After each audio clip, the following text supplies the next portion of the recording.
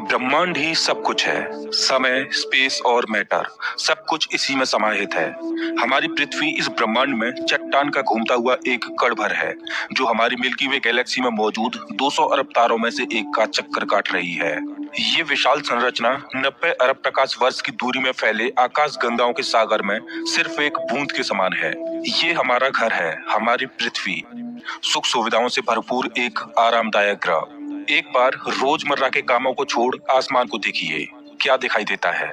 आसमान में फैली एक विशाल काली चादर में टिमटिमाते हुए तारे कितने खूबसूरत लग रहे हैं। रात में हम जिन तारों को देख पाते हैं वो सब हमारी मिल्की वे गैलेक्सी के एक छोटे से पैच के तारे हैं। हमारी गैलेक्सी में हम यहाँ रहते हैं और रात के समय में हमें सिर्फ इस छोटी सी जगह के तारे दिखाई देते हैं। कितनी विशाल है हमारी गैलेक्सी। लेकिन क्या ब्रह्मांड के सापेक्ष में हमारी गैलेक्सी का कोई अस्तित्व है? तो अपनी सीट बेल्ट बांध लीजिए, क्योंकि हमारा ये सफर बहुत ही रोमांचक और खतरों से भरा होने वाला है। तो चलिए पृथ्वी की सतह से उड़ान भरते हैं और ब्रह्मांड के आखिरी छोर की ओर चलते हैं। जैसे जैसे हम पृथ्वी की सतह से ऊपर उठते जा रहे हैं, वैसे वैसे हमें पृथ्वी की सतह ब्लू स्फीयर की तरह दिखने लगी है। यह है इंटरनेशनल स्पेस स्टेशन, इंसानों द्वारा स्पेस में बनाई गई सबसे बड़ी चीज। ये 27,580 किलोमीटर प्रति घंटे की रफ्तार से पृथ्वी के चक्कर काट रहा है, जो कि पृथ्वी की सतह से लगभग 400 किलोमीटर ऊपर है। और ये 24 घंटे में लगभग 16 बार पृथ्वी के चारों ओर घूम जाता है। जैसे ही हम इंटरनेशनल स्पेस स्टेशन से और ऊपर जाते हैं, तो हमें इंसानों द्वारा बनाई गई कुछ और चीजें दिखाई देती हैं। सैटेलाइट्स। अंतरिक्ष में इंसानों द्वारा भेजी गई हजारों सैटेलाइट्स पृथ्वी का चक्कर काट रही हैं। सैटेलाइट्स का अंतरिक्ष में एक जाल सा बिछा हुआ है। चलिए और ऊपर चलते हैं। इतने ऊपर से पृथ्वी का नजारा तो देखिए, कितना खूबसूरत लग रहा है हमारा ये नीला ग्रह।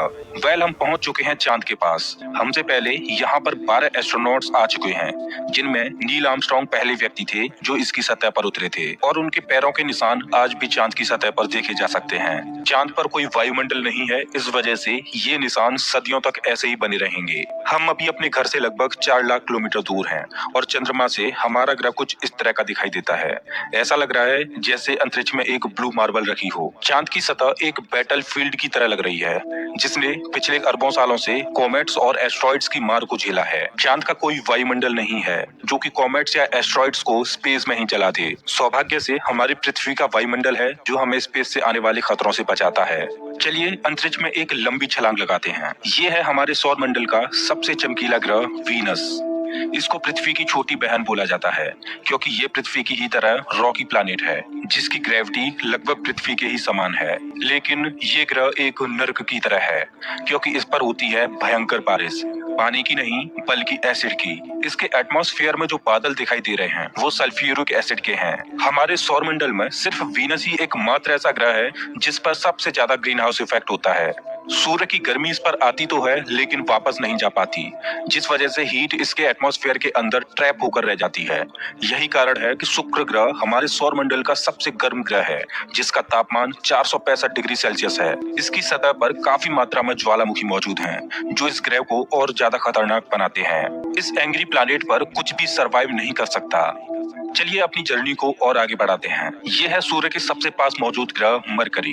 इस ग्रह की धरती हमारे चंद्रमा जैसी नजर आती है, जिस पर बड़े बड़े गड्ढे मौजूद हैं। इस ग्रह के दिन और रात के टेम्परेचर में बहुत ज्यादा डिफरेंस है। रात के समय में इसका तापमान -170 डिग्री सेल्सियस पहुंच जाता है, तो दिन के समय में 400 डिग्री सेल्सियस को भी पार कर जाता है। चलिए आगे बढ़ते हैं। यह है हमारा भगवान। यही है जो अपनी ऊर्जा से पृथ्वी पर जीवन को चला रहा है। अगर ये ना होता तो हम ना होते। पृथ्वी से लगभग 150 मिलियन किलोमीटर दूर मौजूद ये तारा इतना बड़ा है कि इसमें लाखों पृथ्वियां समा जाएं। सूर्य इतना भारी है कि इसकी ग्रेविटी पूरे सोलर सिस्टम को कंट्रोल कर रही है। इससे निकलने वाली लपटें इतनी बड़ी होती हैं कि सूर्य की सतह से हजारों किलोमीटर ऊपर तक चली जाती हैं। चलिए अपनी यात्रा को आगे बढ़ाते हैं। ये है पृथ्वी का सबसे नजदीकी ग्रह मंगल। इसकी धरती लाल है, इस वजह से इसे लाल ग्रह भी बोला जाता है। वैज्ञानिक मंगल ग्रह के बारे में जानने के लिए बड़े ही उत्सुक हैं, क्योंकि वैज्ञानिक कहीं ना कहीं ये अनुमान लगाते हैं कि मंगल ग्रह हमारा पास्ट है। वैज्ञानिक मानते हैं कि अतीत में मंगल की धरती पर जीवन फला फूला होगा। मंगल की धरती पर भी सागर मौजूद थे, नदियां मौजूद थीं, इसका खुद का एक एटमॉस्फेयर था।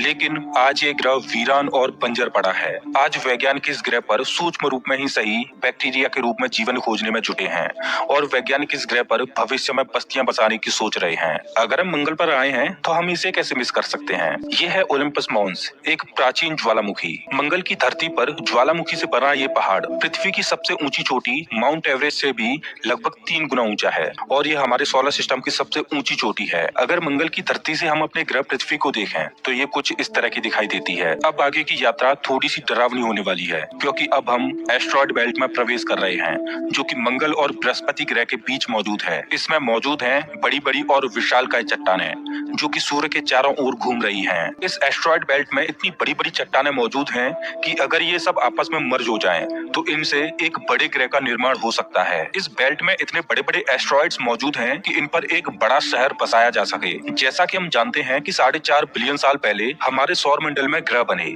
लेकिन एस्ट्रॉयड बेल्ट में मौजूद ये मलबा जैसा का तैसा रह गया। एस्ट्रॉयड बेल्ट में मौजूद मलबा एक प्लानेट बन सकता था, लेकिन एक बड़ी शक्ति ने इस मलबे को प्लानेट नहीं बनने दिया, और वो शक्ति थी जुपिटर। जुपिटर की हाई ग्रेविटी ने एस्ट्रॉयड बेल्ट के एस्ट्रॉयड्स को प्लानेट नहीं बनने दिया। जुपिटर हमारे सोलर सिस्टम का सबसे बड़ा प्लानेट है और इसके ढेर सारे चंद्रमा हैं। ये इतना बड़ा है कि हमारे सोलर सिस्टम के अन्य सभी प्लैनेट्स को मिलाकर भी इतना बड़ा ग्रह नहीं बनाया जा सकता। ये है जुपिटर का ग्रेट रेड स्पॉट। ये लाल धब्बा जुपिटर की सतह पर सदियों से चला आ रहा है। ये एक विशाल तूफान है। ये रेड स्पॉट इतना बड़ा है कि इसमें 3 पृथ्वियां आ जाएं। जुपिटर एक गैसीय प्लैनेट है, इस वजह से इसकी सतह पृथ्वी की तरह ठोस नहीं है। अगर आप जुपिटर की सतह पर उतरे तो आप इसकी सतह पर खड़े नहीं हो सकते, बल्कि सीधे इसके अंदर चले जाओगे। जुपिटर जितना वायलेंट और विनाशकारी है, वहीं इसके चंद्रमा जीवन के पनपने के लिए आइडियल साबित होते हैं। जुपिटर के दर्जनों चंद्रमाओं में से एक है यूरोपा, जो कि पूरी तरह बर्फ की मोटी चादर से ढका हुआ है।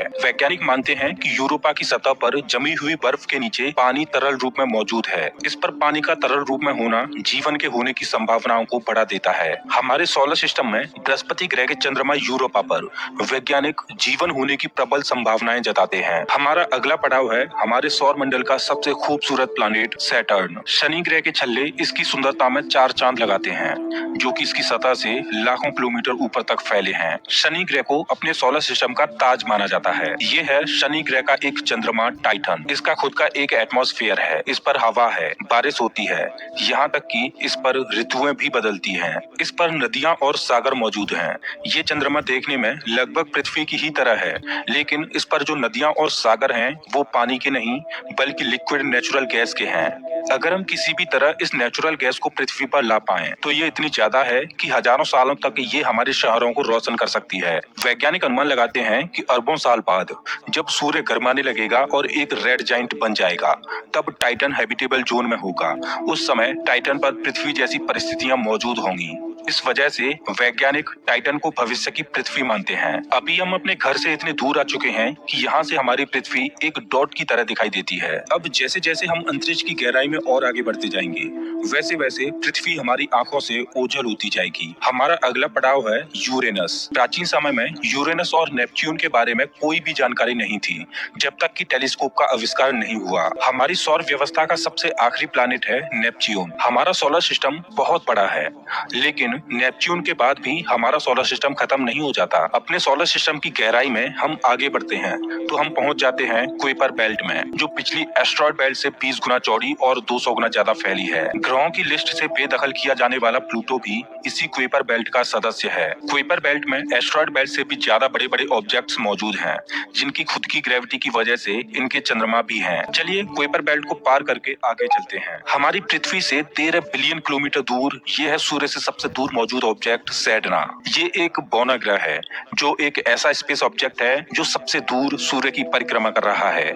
इसकी खोज 2003 में हुई थी। ये सूर्य की एक परिक्रमा 10,000 सालों में पूरी कर पाता है। चलिए अब अपने सोलर सिस्टम से बाहर का रुख करते हैं। अभी हम इंटरस्टेलर स्पेस में प्रवेश कर चुके हैं। देखिए देखिए, अंतरिक्ष की गहराई में ये क्या ट्रेवल कर रहा है। ओह, ये तो वॉयेजर 1 स्पेसक्राफ्ट है।